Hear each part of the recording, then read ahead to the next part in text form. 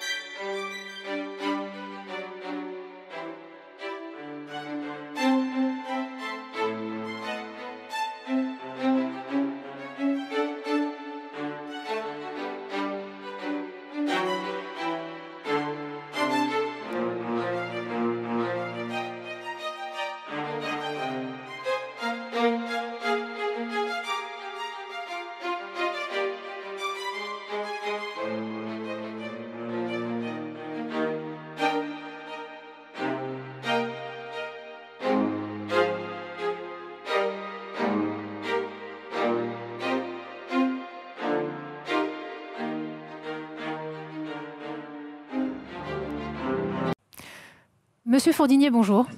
Bonjour. Nous venons donc de découvrir votre métier en vidéo, c'est absolument magnifique. Oui, merci, c'est excellent.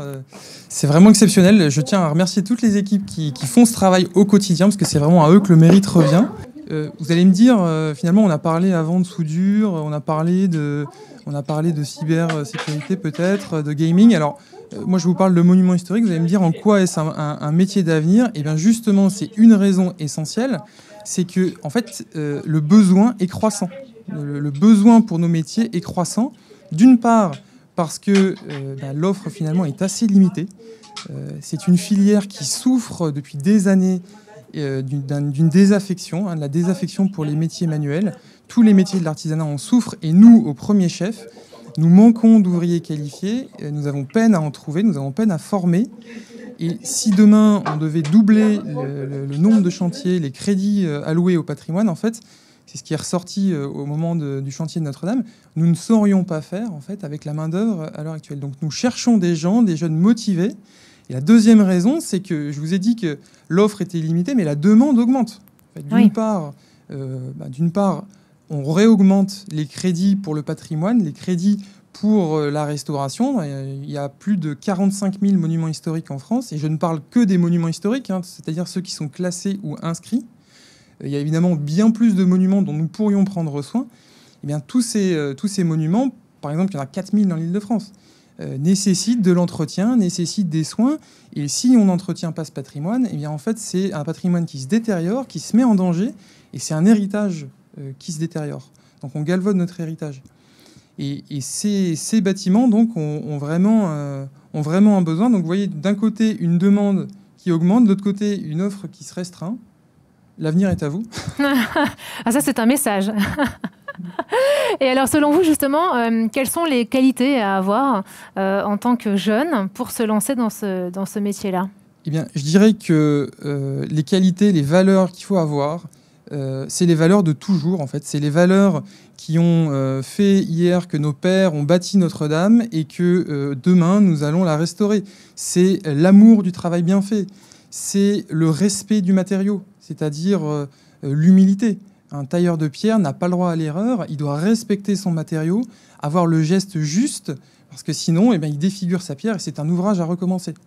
Il doit avoir évidemment cette passion chevillée au corps, cette passion du beau, cette passion du sens aussi, de l'exception, et puis le respect aussi, je disais, du matériau, mais évidemment du monument et de la geste, quelque part, de l'auteur, de l'architecte, qui peut être pluriséculaire. Et alors, quand vous arrivez sur un chantier, comment ça se passe? Écoutez, comment ça se passe? Alors, généralement, nous sommes comme nous avons les lots de gros œuvres ou les lots de pierres de taille, généralement nous installons les échafaudages. Et puis alors là, on rentre dans un cycle où une fois que les échafaudages sont montés, on va au chevet du bâtiment, on va au chevet de l'ouvrage. Et puis, avec le maître d'œuvre, donc l'architecte en chef en général, quand il s'agit de monuments historiques, on repère les pathologies, on repère les pierres qui sont abîmées, on repère l'état du parement, ce qui va nous permettre de diagnostiquer la nature du nettoyage qu'il va falloir mettre en œuvre. Aussi, quelles pierres on va devoir remplacer. Donc, on va pouvoir préparer nos calepins. C'est l'étape du calepin, c'est-à-dire qu'on fait un relevé des pierres qu'il va falloir changer, avec les codes très précises, et puis on les lance en fabrication dans un atelier. Donc la pierre est livrée de la carrière, elle est débitée en bloc de 6 faces. Et ensuite, à partir du bloc 6 faces, on fait toutes les tailles nécessaires à respecter la pierre qui était en place. Les carrières en fonction du chantier, en fonction de la pierre originelle. Exactement. Le but, c'est de respecter, encore une fois, l'héritage des siècles, et donc de respecter, dans la mesure du possible, la pierre qu'il y avait à l'origine. Alors évidemment, nous ne sommes pas tout seuls pour faire ce choix. Il y a évidemment, comme je l'ai dit, un maître d'œuvre, un architecte en chef qui est la pierre angulaire d'ailleurs de ces restaurations. Alors parfois, on ne trouve pas la pierre d'origine parce que la carrière, c'est un matériau vivant.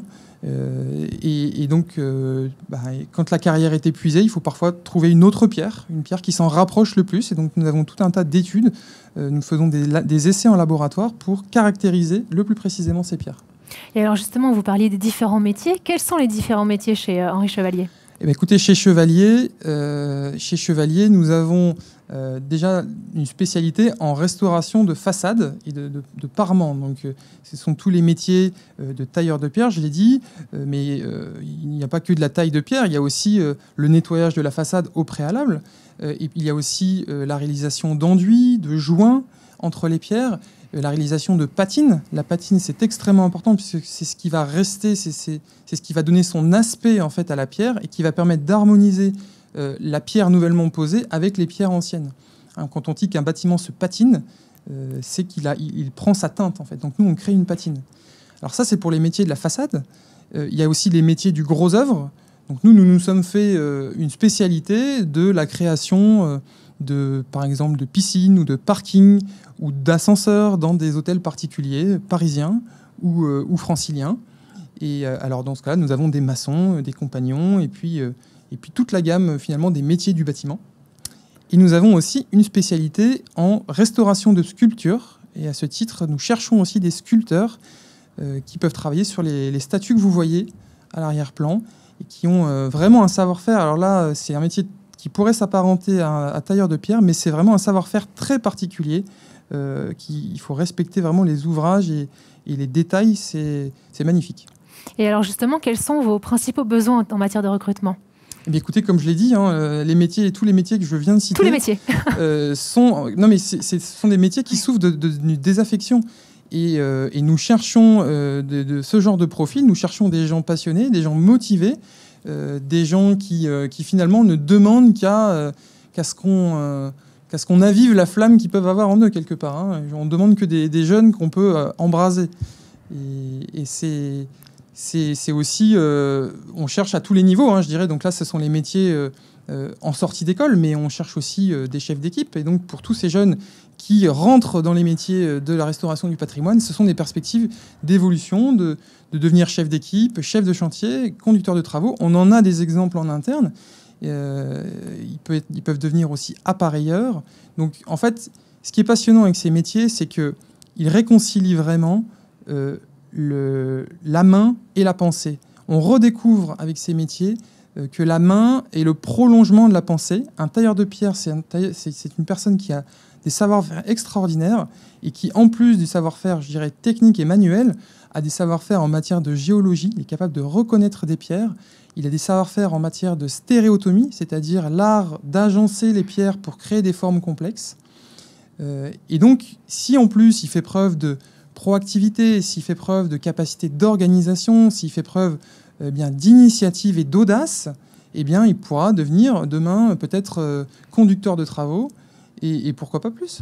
Oui, donc de très très belles perspectives d'évolution dans ces carrières. Exactement. Et en termes de rémunération ? Alors, écoutez, c'est un peu ce qui a été dit précédemment. La pénurie fait que ça a de la valeur, évidemment. Voilà. Et donc, un tailleur de pierre, c'est des profils qui sont à plus de 30% ou 50% au-dessus du SMIC. En fait, c'est pour des métiers manuels, c'est très bien. Et comme je le dis, il y a toutes ces perspectives d'évolution derrière qui sont très encourageantes. Ce sont des métiers passion, ce sont des métiers qui sont exigeants, il ne faut pas se le cacher, mais à qui est courageux, à qui a envie de travailler et à qui surtout qui aime le beau, qui aime les belles ouvrages et qui a envie, je dirais aussi, de passer son temps dans des lieux où le kidam ne va jamais, finalement, eh bien, promet une belle carrière. Des lieux chargés d'histoire. Des lieux chargés d'histoire, tout à fait. C'est ce qui est passionnant, en fait. C'est ce qui m'anime et c'est ce qui m'anime la plupart de nos collaborateurs. C'est de pouvoir entrer dans des lieux gorgés d'histoire, des lieux, en plus, qui sont parfois souvent restés inviolés, c'est-à-dire pas visités, ou en tout cas qui gardent leur part de mystère. Et ce qui est l'enjeu de notre métier, c'est de réussir à respecter quelque part l'ouvrage, c'est-à-dire à s'inscrire dans une tradition et dans un héritage, et en même temps de mettre en œuvre des techniques innovantes pour faire en sorte qu'on travaille comme on travaille maintenant et qu'on ne travaille plus, parce que c'est plus possible aussi de travailler comme on travaillait il y a 800 ans. Et alors justement, vous le disiez, hein, la passion fait partie intégrante de votre métier. Quelle est votre plus belle réalisation ? Alors, c'est une question difficile et je pense que j'aurais du mal à y répondre parce que nous sommes fiers de toutes nos réalisations. Et si je demandais à un tailleur de pierre laquelle il préfère, je pense que vous auriez du mal à avoir une réponse. Alors, puisqu'il faut se prêter au jeu, je citerai peut-être une réalisation sur laquelle nous sommes actuellement et sur laquelle, d'ailleurs, le président de la République était présent pas plus tard que jeudi dernier, c'est le château de Villers-Cotterêts, où on va créer là-bas le musée de la francophonie. Le château de Villers-Cotterêts, c'est un endroit qui est exceptionnel, qui est pas très loin de Paris finalement, qui est un grand château qui a été un peu abandonné, il faut le dire quand même, et qui est intégralement restructuré. Là-bas, nous intervenons pour le gros œuvre, donc c'est-à-dire nous créons des galeries techniques, nous créons en fait, nous mettons à la page l'ouvrage, c'est-à-dire que nous lui redonnons une deuxième vie finalement. Nous l'adaptons aux besoins d'aujourd'hui. Et ce qui est passionnant sur ce chantier, c'est que nous sommes en interface constante avec les équipes qui font des fouilles, parce qu'on découvre encore des vestiges sur ce chantier. Voilà, donc le chantier est parfois interrompu, on va dire que parfois ça ne nous arrange pas tellement, mais en tout cas, on a cette chance d'évoluer aux côtés de chercheurs et aux côtés de spécialistes vraiment de leur métier, quoi. Alors, si vous deviez donner, Monsieur Fourdinier, un conseil